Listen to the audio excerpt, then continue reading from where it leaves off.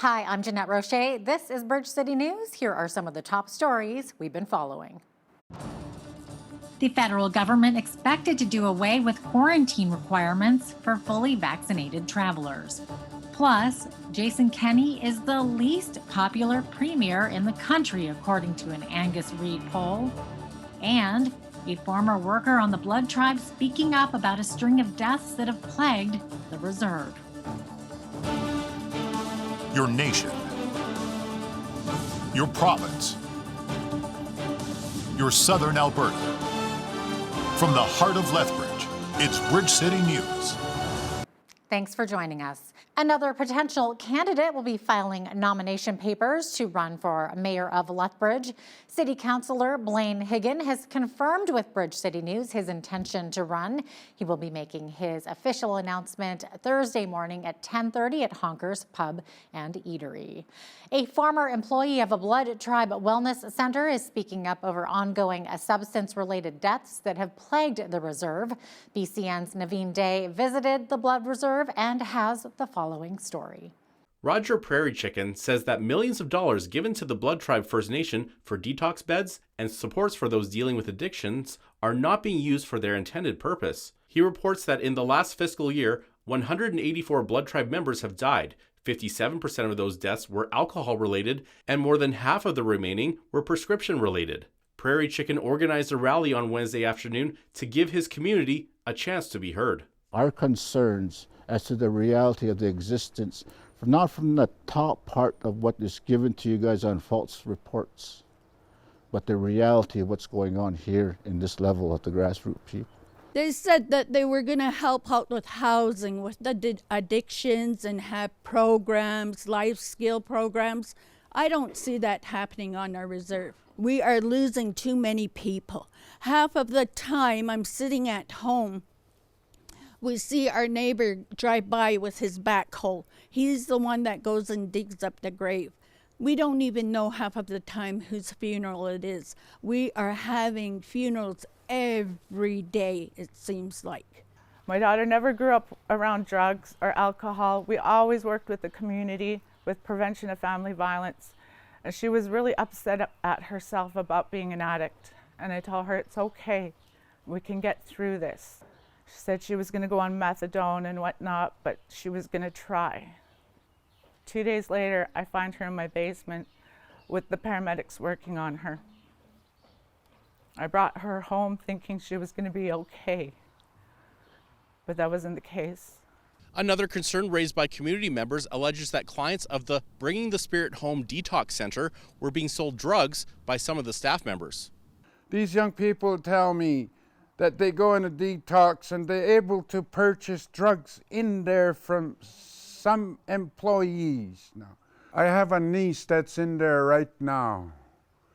She told me before she went into the detox, I'm gonna go to detox, I'm tired of panhandling 5 hours for $2 to get another high. I'm gonna go to detox, there's more drugs in there than there is out here. As of the time when this story was produced, the Blood Tribe has yet to release a statement. We will share their response when it becomes available. For Bridge City News, I'm Naveen Day. Thank you, Naveen. Associate Minister of Mental Health and Addictions Jason Luan announced from Edmonton on Wednesday new initiatives that will increase treatment and recovery beds and help prevent opioid overdoses. First, starting June 15th, people in Edmonton area will have access to nasal naloxone kit that can help temporarily reverse the effects of opioid overdose. With $1.5 million from the province, George Speedy Society, in collaboration with many partners in the province, including police and Alberta Health Services, will lead this one-year pilot program to provide nasal naloxone kits in the Edmonton area. With $2.1 million from the government over 3 years, Edmonton's George Speedy Society now has 35 medical detox beds. According to an Angus Reid poll, Premier Jason Kenney is the least favored premier in all of Canada. Fewer than 1/3 or 31% of Albertans approve of his performance, down 9 points over the last 3 months. Manitoba Premier, along with Ontario's Doug Ford, are also experiencing notable pandemic-related declines in job performance approval, with a 33% and 35% approval rating. On the opposite side of the spectrum, the Quebec and BC premiers scored the highest in approval ratings at 66% and 63% approval.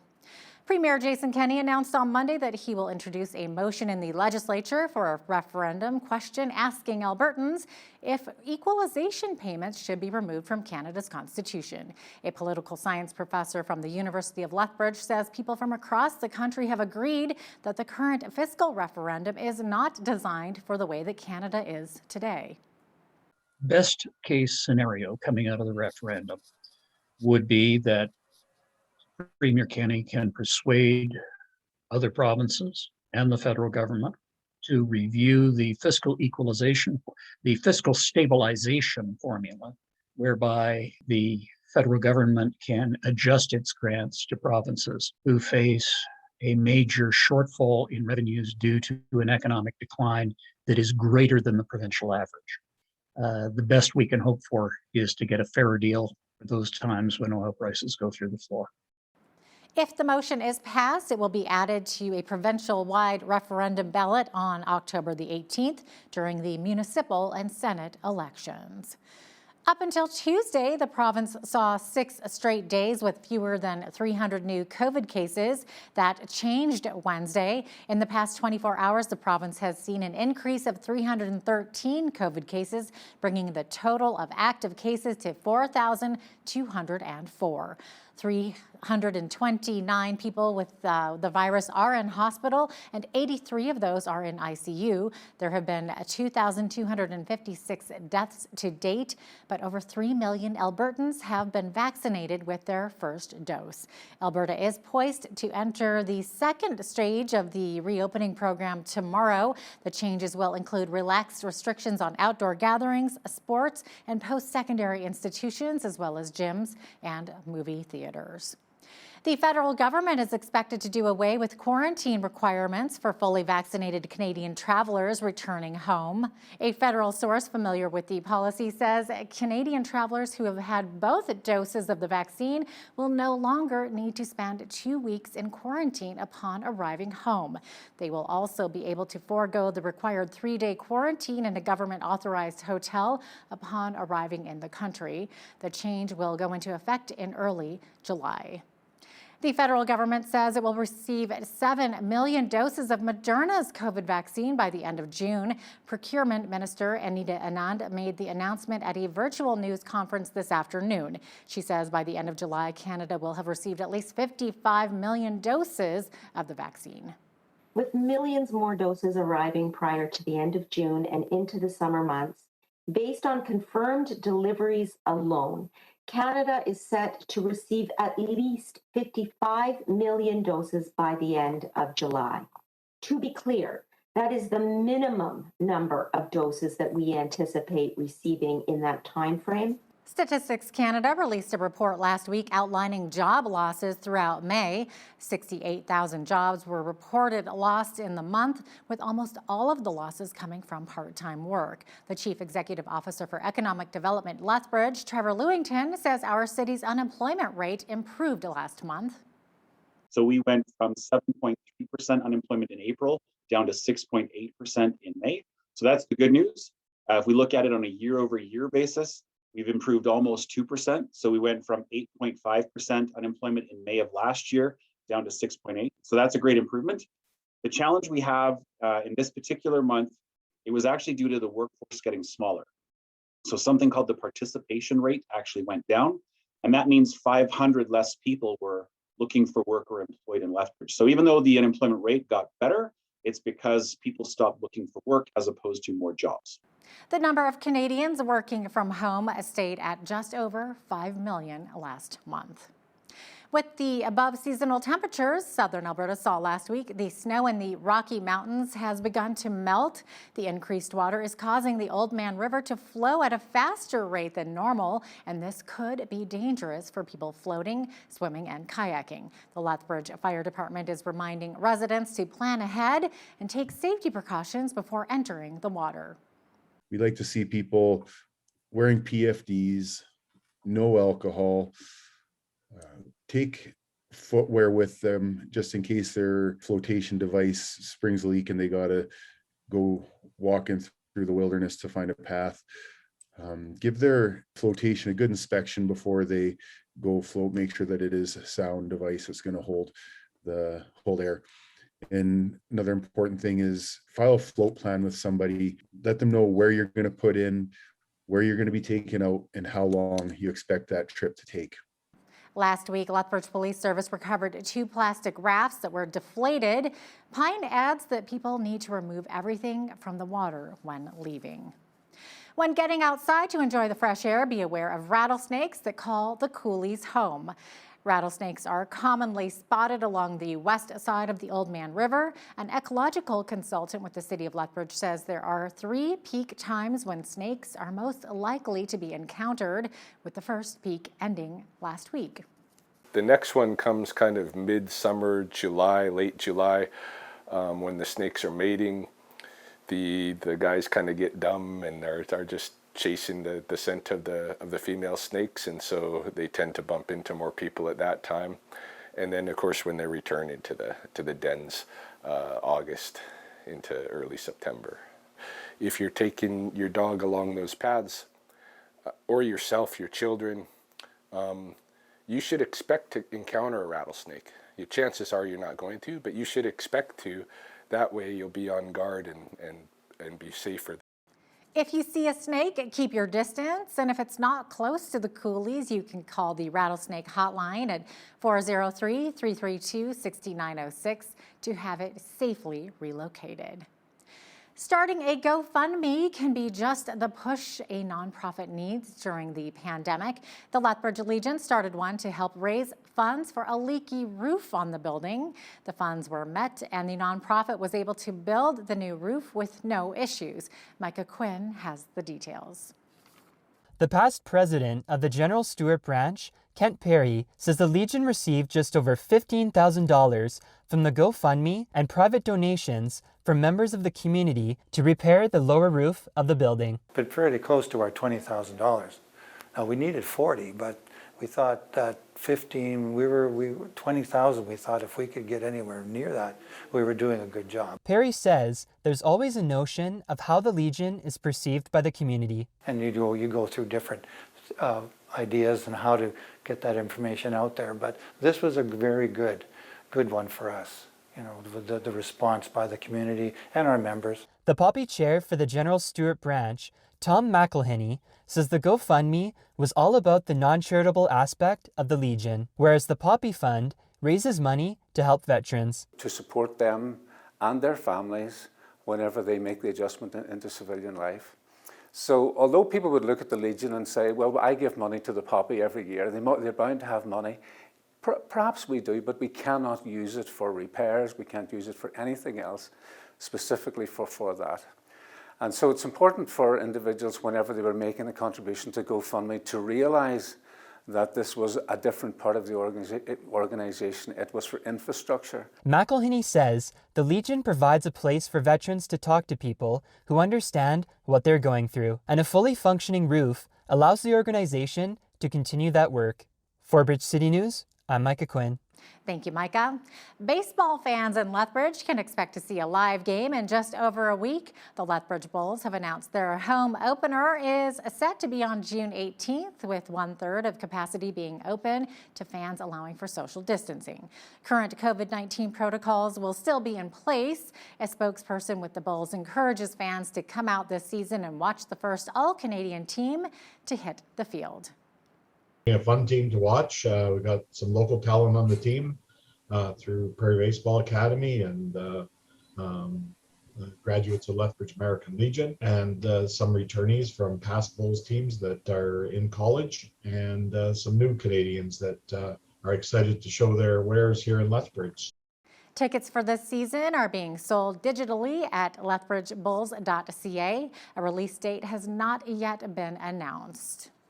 Residential school survivor Clarence Wolfleg has received an honorary doctorate from Calgary's Mount Royal University. Wolfleg says he started at the residential school when he was 6.5 and was there until he was 12 years old. He says the happiest days of his life were when he left. I stand on stage for those 215 children. It's horrible in the sense that I could not connect with my language to soothe my pain. I couldn't cry because they told you can't cry. So my emotions was hidden inside of me someplace and I had to find it. But most happiest moment I had when when I left there, I was going home, I wasn't coming back. And I looked back and I says, well, you didn't get the best of me. I'm still alive. My spirit is still with me. Thousands of mourners descended on a London, Ontario mosque along with several dignitaries Tuesday for an outdoor vigil in honor of 4 members of a Muslim family killed in what police have called a targeted hate crime. Pandemic restrictions were especially eased to allow the outdoor commemoration in hot, humid weather just days after the attack in the southwestern Ontario city. We've come together for a heinous and horrible act of terror. An act of terror that stripped from us a beautiful family, but it also stripped something else. When the sister was speaking earlier, she mentioned that her nieces were asking, do I look too Muslim?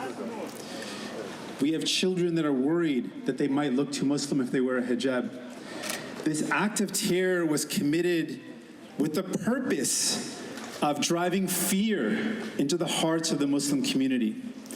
So I want to say to my sisters that wear a hijab, to my brothers that wrap their head, we will not cower in fear. We will wear our turbans, our hijabs with pride, because we are proud of who we are. And what we need to do now is real action. 1, never again should any political leader ever use Islamophobia for political gain. That can never happen again. A 20-year-old London, Ontario man is charged with 4 counts of first-degree murder and 1 of attempted murder. Police have described the vehicle attack as an intentional act of hate. According to Toronto Sun columnist Brian Lilly, it is very indicative for authorities and politicians to use the term hate and terrorism so quickly regarding Sunday's tragedy. For police to use that language so quickly, they do not normally do that based on a hunch or a whim. They tend to be tight-lipped, and they only say that when they know. So my guess is that they arrested the alleged perpetrator and that he was talking and he was explaining why he did what he did. That is why they're using these terms and why terrorism charges are being considered. Alberta's only Democrat MP has introduced a private member's bill that would require a full federal environmental assessment of all coal mining proposals. Heather McPherson says the bill lifting a threshold on the size of new mines before they are federally assessed is in response to the large number of projects proposed in Alberta's Rocky Mountains. McPherson says she's been hearing from many Albertans who say they don't trust the province's environmental oversight. The projects were proposed after Alberta's United Conservative government removed a long-standing policy that protected the land in the region, but it was temporarily restored after a loud public outcry. It is a great privilege to table this legislation on behalf of the incredible community members, activists, Indigenous people, farmers, ranchers, and every Albertan who has raised their voice against coal mining in the Rocky Mountains of Alberta.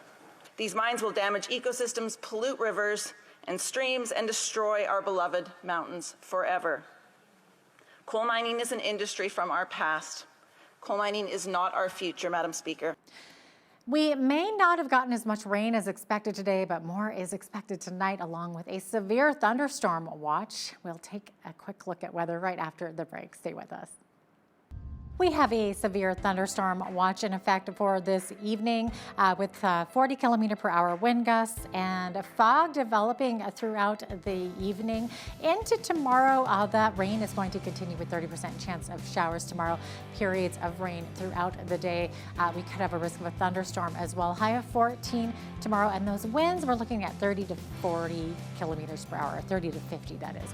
Into Friday though, we're looking at sunshine, 20 degrees, 23 for Saturday. Should be a lovely weekend ahead of us.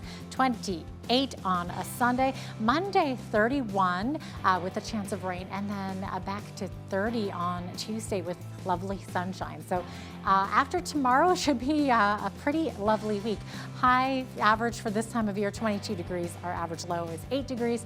33 was our high temperature in 1956, and in 1950 we had our lowest, which was 2 degrees. 5:24 is when the sun rose this morning, and this evening our sunset will be at 9:37 p.m. Look how late that sun is setting these days. I'm loving it. That means it's still pretty much light out at 10 p.m. 19 degrees on the west coast tomorrow. Expecting some rain though in Vancouver. Edmonton could see some showers. Calgary, they're actually looking at 5 millimeters of rain expected there. 13 degrees the high in Calgary tomorrow. Calgary looking at maybe 40 or so kilometer per hour wind gusts. Over in the rest of the prairies, quite rainy in Saskatchewan. We're looking at a risk of thunderstorms in Saskatoon. Same with Regina, high of 23 in Saskatoon, 25 in Regina, 24 the high in Winnipeg with a mix of sun and cloud. As we look further east into central Canada, over in Toronto, sunshine, 24 the high, 26 in Ottawa, and 25 in Montreal with lots of sunshine. Should be a beautiful day in central Canada tomorrow. As we look further east into the Maritimes, let's get over there to Atlantic Canada. As we look at Fredericton's high of 21 degrees, 18 in Halifax, and beautiful sunshine in both of those cities, 12 degrees in Charlottetown with rain. Rain also expected in St. John's, Newfoundland with a high of only 4 degrees. So there you have it. That is your forecast. Today's weather is brought to you by Jeff Reimer of Royal LePage South Country Real Estates, 403-380-1779. The Bank of Canada is keeping its key interest rate target on hold at 0.25%. The rate has stayed at its rock bottom level since the onset of the COVID-19 pandemic last year. Today's announcement points to a recovery sometime in the second half of 2022. The bank says it expects the Canadian economy to rebound strongly starting this summer as vaccinations proceed at a faster pace and provincial governments ease economic restrictions. Apple kicked off its second annual all-virtual developer conference with a keynote that outlined new updates to its software iPhone and for other devices, but included no major product announcements. They introduced all kinds of new technologies that are going to make what I would say like 100 moments better every day. For instance, I can click and close this document and flick on my trackpad to return to my iPad home screen. So when it starts blending services and making it more seamless to go from one device to the next or one experience, they always do it well, and it always creates something that really pops for the consumer base and for the developers. Apple's building on that momentum by saying, look, we're not in the business of sharing your data. We want to keep things as private and as secure as possible for you, the user, no matter which of our products you're using. And now here's a look at today's markets. The TSX was down 63 points to 20,002.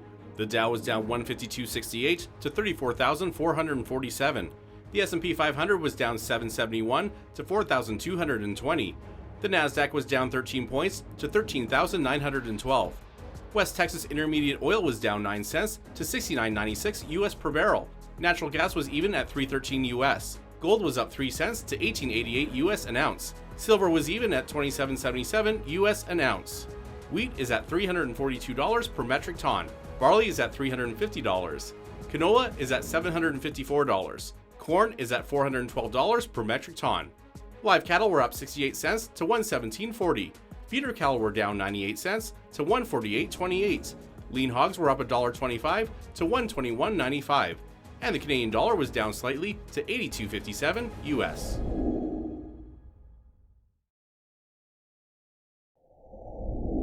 Recapping one of our top stories today, the federal government will soon lift quarantine measures for fully vaccinated Canadians and permanent residents returning to this country. Starting in July, travelers who received shots at least 2 weeks before arrival will still have to take a COVID test on arrival. They have to remain in isolation until the test comes back negative.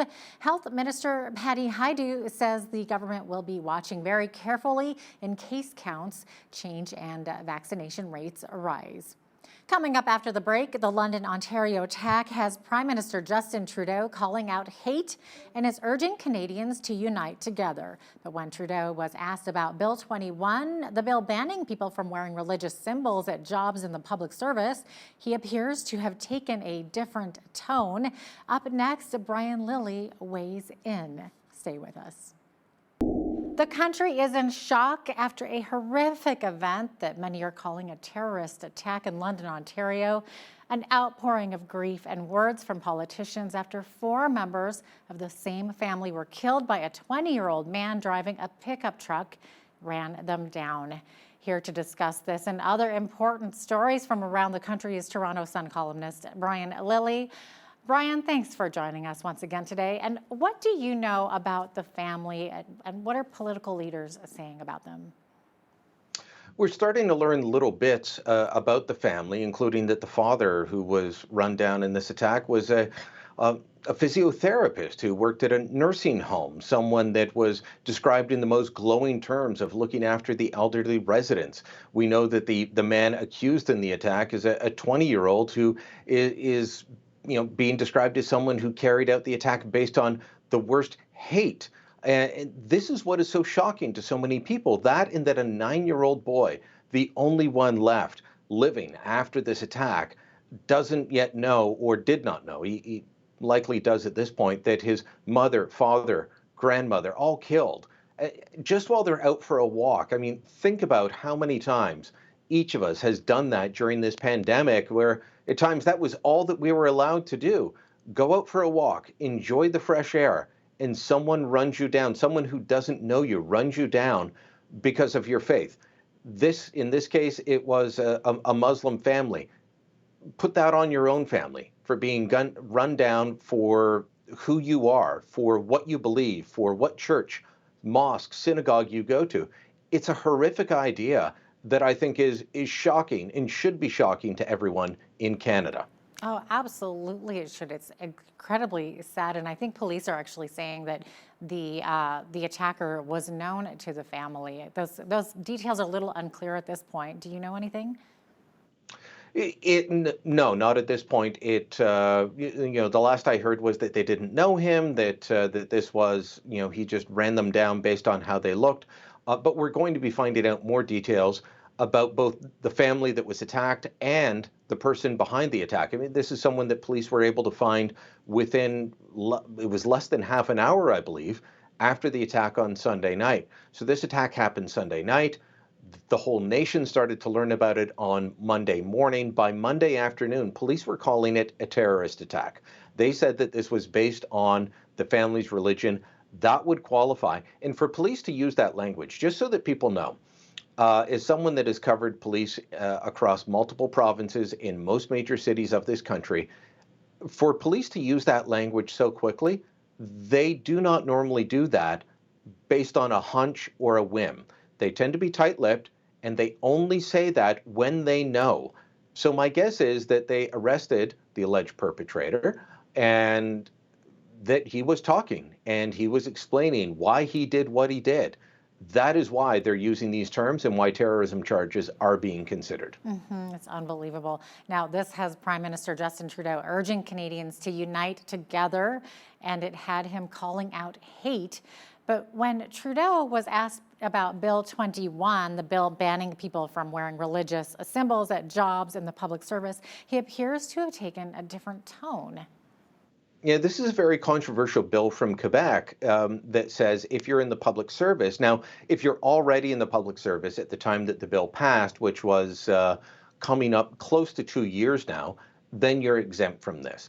But otherwise, if you are wearing a turban, if you are wearing a kippah, if you're wearing a shawl, of any sort of religious symbol, then you're forbidden from taking jobs in the public service.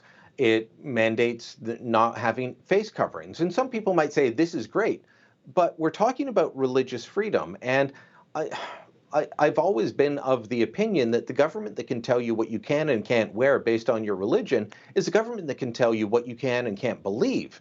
And that's a dangerous precedent for us to go down. I've argued with my friend Tarek Fatah on this many times. We've been back and forth on this issue. He supports what he calls the burqa ban.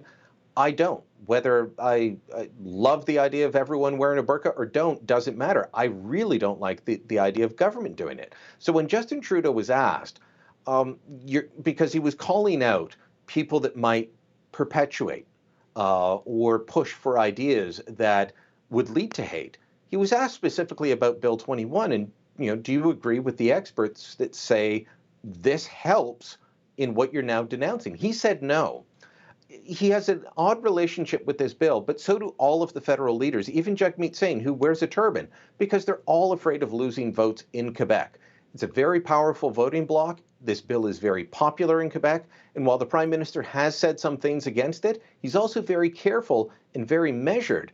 And if this was a bill passed in Ontario, in Alberta, in British Columbia, he would not only be denouncing it, he would be leading the court challenge against it all the way to the Supreme Court of Canada. The fact that he's not speaks volumes about where he's coming from. And quite frankly, I find that sad. It's a little bit of an ironic situation that he's finding himself in, I'm sure. Now, another very sad story coming out recently. So the wake of the discovery of the remains of 215 children in unmarked graves at residential schools, the discussion quickly turned political, including calling for statues to be taken down for schools and other buildings to be renamed. And of course, that's happened in Calgary, it's happening in Ontario. So you argue against this, Brian. Why?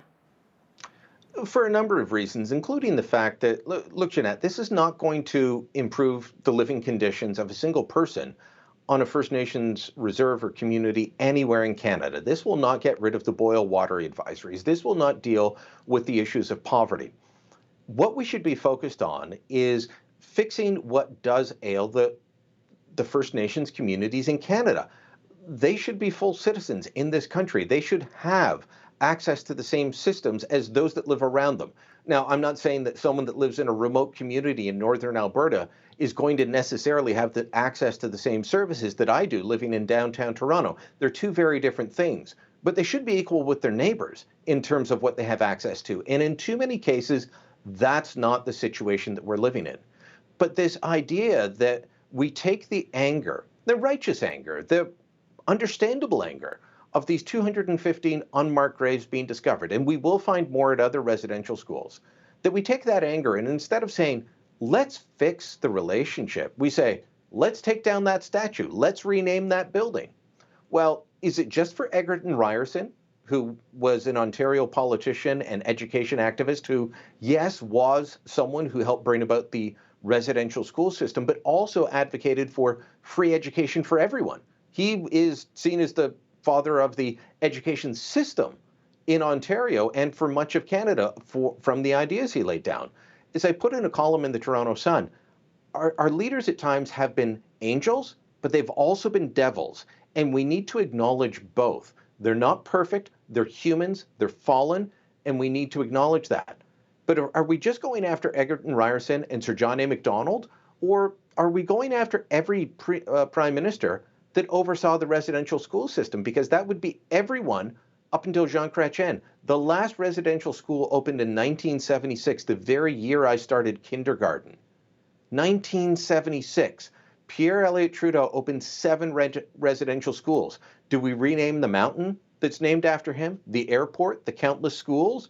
Or are we just going after politicians that the activists who are behind this don't like? Unfortunately, I think it's that. I'd rather focus on fixing problems in First Nations communities. Yeah, so they're focusing on the wrong thing. Absolutely. Prime Minister Justin Trudeau heads to Britain for the G7 this week and then on to Europe for a couple of conferences. When he returns, though, he won't be staying in the same COVID hotels as regular Canadians. Why not?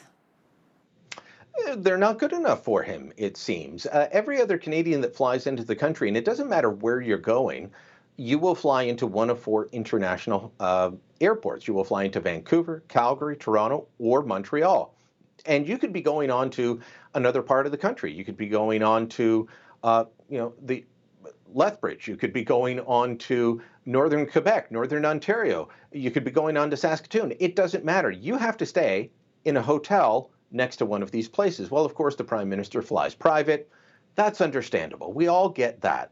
But when he comes back, he's not going to stay at the type of hotel that regular Canadians are staying at, where quite literally, your meal is a brown banana and a stale sandwich left at your door in a brown paper bag. This has been shown countless times at all the airport hotels. You're not calling up for room service. Not only does the Prime Minister get to skip this, but so does his entire entourage, all of his staff, plus the traveling media. They don't need to stay in those hotels. My guess, it'll be the Westin downtown or the Chateau Laurier in downtown Ottawa. He's going to be staying there. The regular kitchen will be open. They won't have the problems that they've had elsewhere. This is a bad idea, and it shows a couple of things. One, the Prime Minister doesn't think he has to live by the rules the rest of us do. I know some people say he's the PM. He doesn't stay at regular hotels. I've traveled with several Prime Ministers. I've covered them in international and national situations. They do stay at regular hotels with regular people like you and me. They have security measures put in place, but that's it. So he could stay at these hotels and show that he is not skipping out. But it also shows, I think, Jeanette, that these hotels, it's not based on science. If it were, we'd be staying in them for 14 days. You'd fly in from out of the country, you'd be in that hotel for minimum 14 days. Instead, it's up to 3 days or until your test comes back negative. It's security theater. These hotels should be done away with. His own advisory committee said so. He decided not to. He upped the fines to $5,000 if you refuse, and now he's going into his own hotel that's much nicer than what you and I could stay at.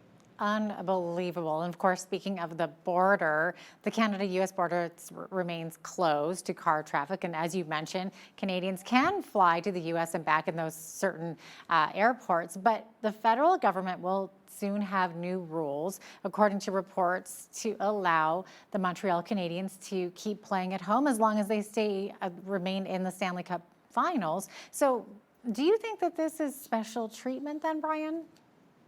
I not only think it's special treatment for NHL athletes, I think it's special treatment for Quebec. The Toronto Blue Jays, Hal's beloved Toronto Blue Jays, are playing in Buffalo, New York, an hour and a half away from Rogers Centre here in Toronto. They're not allowed to cross the border. I'm not sure that the federal government would have made this same change if it were the Toronto Maple Leafs or the Edmonton Oilers or the Winnipeg Jets going on to the semifinals. But it's the Montreal Canadiens. It's that Quebec voting bloc that the Liberals and every other party always want to curry favor with. And it's the team that the Prime Minister and most of his staff like. So I think that they're getting special treatment there. If the Montreal Canadiens can do it, there's no reason that the Blue Jays couldn't do it and have Major League Baseball back in Toronto. I mean, for goodness sakes, if you want to talk about a bubble, there's an actual hotel, a giant Marriott attached to the Rogers Centre. So, I mean, you can have players fly in, go to the stadium, play the game, fly out. They'd never see anybody else. That's the way it normally works. They're not allowed to do it. The Habs are. I think it's definitely special treatment. Wow. Now, for the rest of us, of course, there might be some changes in travel, but it might be only for those who are vaccinated. So is this the start of a vaccine passport, possibly? So when we talk about vaccine passports, there's 2 very different things that we have to worry about. As a Canadian, they can't tell you're not allowed entry into the country if you're not vaccinated. That would be unconstitutional. But what the federal government can do is start saying to people from other countries, you're fully vaccinated, you're allowed to travel here, kind of restarting our tourism industry. And some people might be aghast at that, but guess what? We're going to face the same thing, and we even did before COVID. You want to go to many places. I know Thailand's been a booming destination for Canadians for the last 10, 15 years. If you want to go there, you should see the list of shots that you have to get, and you have to prove that you have them or you don't get in. So that's one type of vaccine passport for international travel. It's very different from what some people are advocating for and others are fearful of, and that's, you have to have a vaccine passport to go to your local restaurant or to go to the library or to go to the gym. That's very different. A vaccine passport for international travel is already widely accepted pre-COVID, already in place in many instances. A vaccine passport for daily activities, much more difficult, most likely unconstitutional. Yeah, definitely. And my understanding is that when Trudeau tried to come up with an agreement with the U.S., Joe Biden shot it down, didn't he? He doesn't want that passport. It's very controversial in the U.S., and Joe Biden would be wise to stay away from that. There is back and forth about starting to reopen the Canada-U.S. border as early as June 22nd. It's closed until the 21st. So June 22nd, there might be a limited reopening. We'll see in about a week or so. Wow. And with that, it looks like we are about out of time. But Brian, always a pleasure to have you on. Thank you so much. Thank you. Fear. It's everywhere in our society. We tend to fear things like losing our job. We fear failure, what the future may hold. And of course, a lot of people fear getting sick and dying, especially during the COVID-19 pandemic. Joining us now to talk about how to overcome our fears is Pastor Kelly Stickel, the lead pastor of My Victory Churches in Lethbridge and Southern Alberta. Welcome back to Bridge City News, Pastor Kelly. Thanks for having me, Hal. It's great to be here. You bet. I'm not sure we've ever seen this kind and this level of fear before in our lifetime, especially in my lifetime. Now, some fears can be justified, but do you think a lot of the fears we have are somewhat irrational or even unjustified? Yeah, I would say that probably the majority of the fear that we have as human beings is unjustified. We have this magical way of having our brains just drift off into what ifs and the unknowns, and a lot of those things we will conjure up, and the more we focus on them and pander to those what ifs, those imaginations, the worse it gets. And I think just human nature for all of us is that we do battle fear, and the majority of those fears would definitely be irrational. Now, Pastor Kelly, some people might argue, listen, I'm not afraid, I'm just a little concerned here. So in your opinion, what's the difference between fear and simply being concerned about something? Yeah, I think when, again, concern is healthy, and fear, there's a healthy part of fear that is, we want to be cautious, and it's a protective mechanism for all of us. So having concern is good. But I think when you dwell on concern and probably put your focus there and your weight on concern, it easily drifts into irrational fear, and we go beyond just being cautious to being imprisoned by and locked down by fear. And I think when it crosses over into fear with concern, you should still be able to move ahead. But fear is going to actually cause you to pause and to either fight or flight or freeze. And I think it's important for us. We don't want to get into a place where we just stop and we don't move ahead and we don't progress. And that's when it becomes, I think, dangerous fear. You know, you hit the nail on the head. Sometimes people are so afraid, so fearful that they just stay where they are. They don't move. They don't progress or move forward, like you said. Now, there are differing views on how to respond to the COVID-19 situation. Now, but whatever an individual's opinion may be on wearing masks or getting vaccinated, what advice do you have for those who are living in a constant state of fear? Well, I'm not going to take sides on masks or no masks or any of that. But when it comes to dealing with fear is unhealthy. In my opinion, it's a deadly virus in and of itself. And I say that because it continually grows. It doesn't seem to go away. It dwells unless you intentionally address it and move beyond that. But in order to move beyond fear, I think one of the biggest things that we need to be able to do is as a Christian, we should put our trust in God. And a lot of times our fear is based on the unknown or the uncertainty. And that's certainly what's going on now, is the uncertainty of the virus, the uncertainty of the economy, the uncertainty of school and protection, and all the crazy stuff that's going on right now creates this uncertainty, and uncertainty feeds fear. But ultimately, as Christians, our trust needs to be in God. And there's a lot of what ifs we can't answer right now, a lot of unknowns and a lot of uncertainties.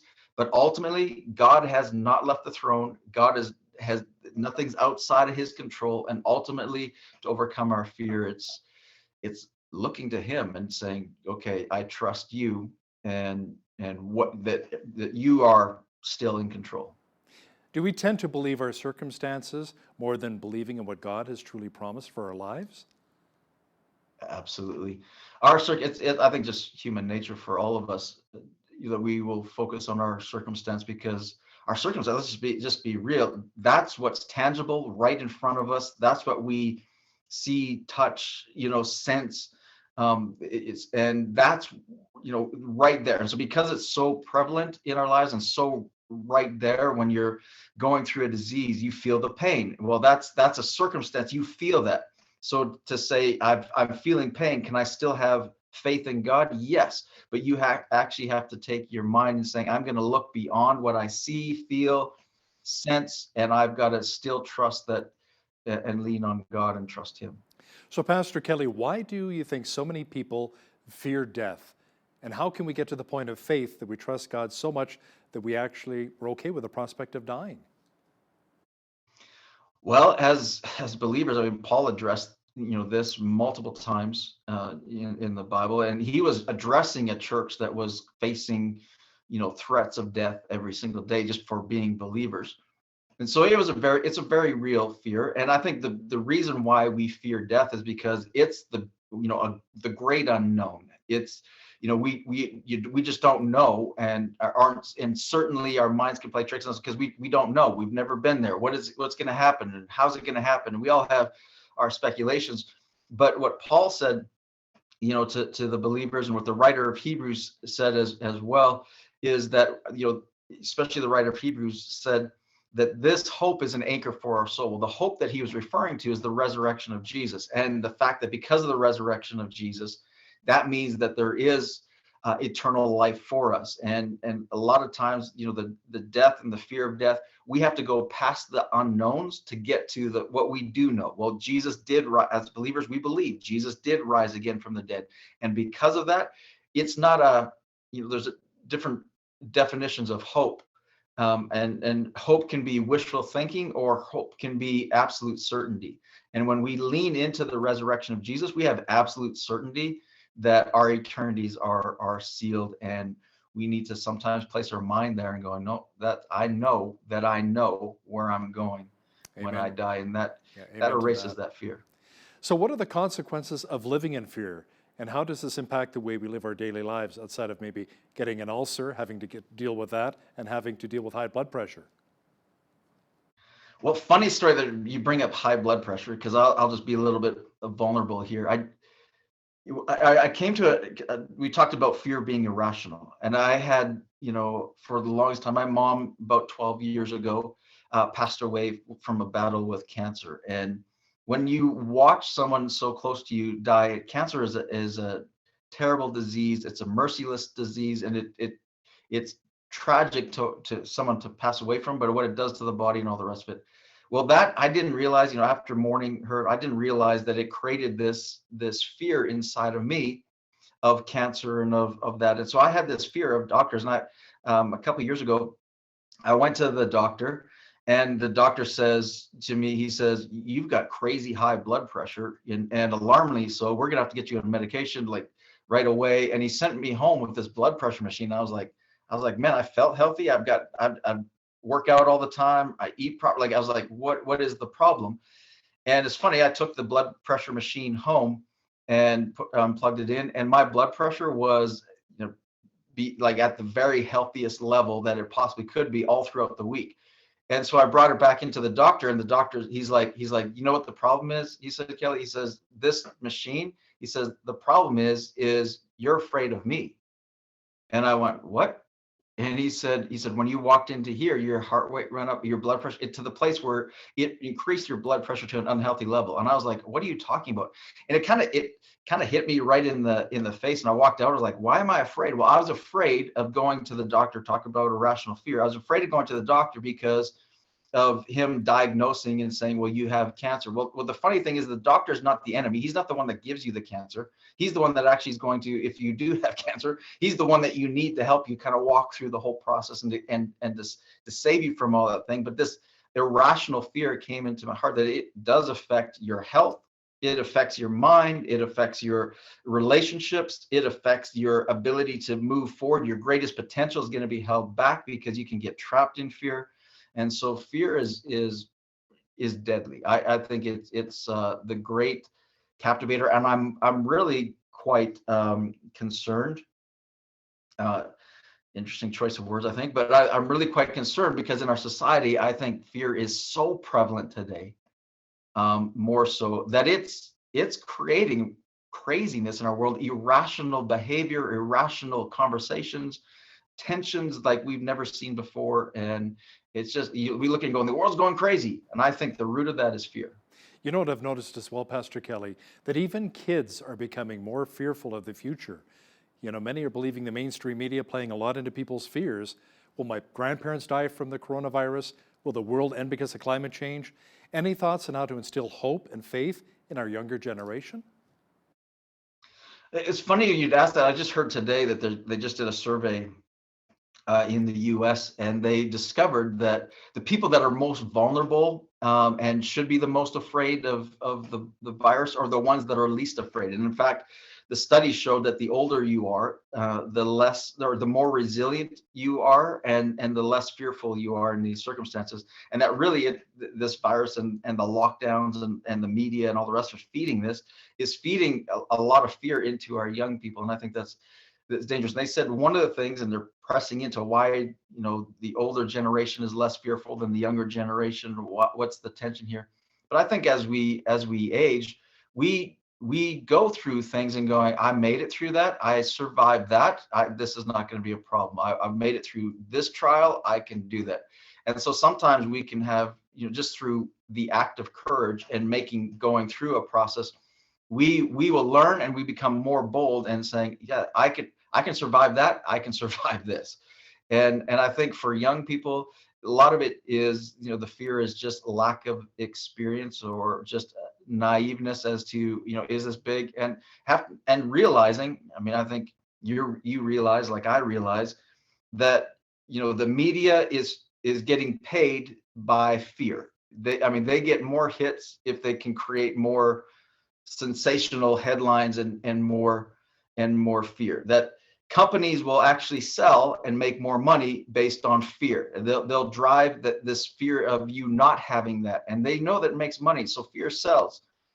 And because of that, our whole society is so adept to fear that we don't even realize it's fear anymore that's motivating us. Do you think it's really important to make a list of things we're thankful for to take the focus off of fear and maybe more onto appreciation?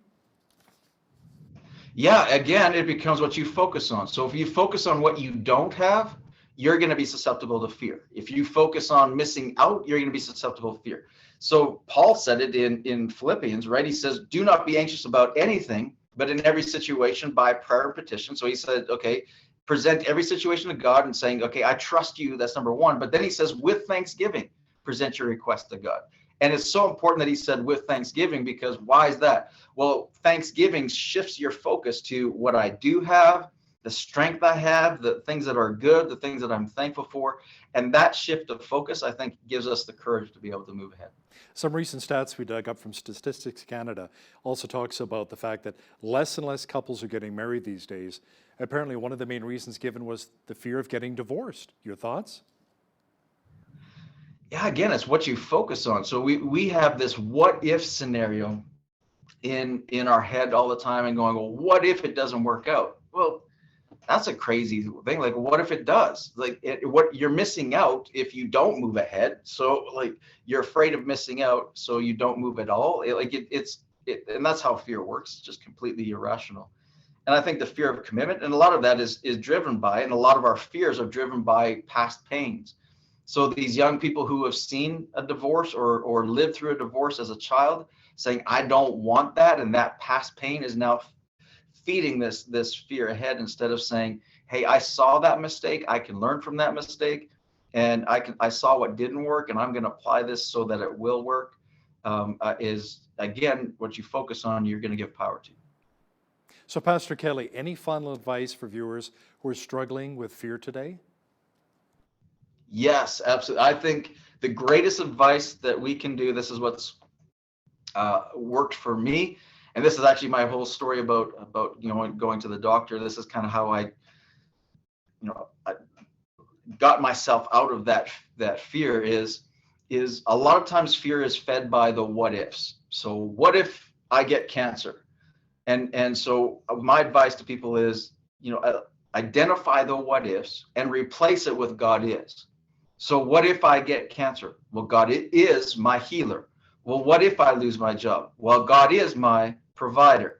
Well, what if? And whatever the what if is, the Bible has the answer. And again, it shifts my focus, but it puts my trust in God. So I'd encourage everybody that if you're battling with fear, and let's just be honest, all of us do.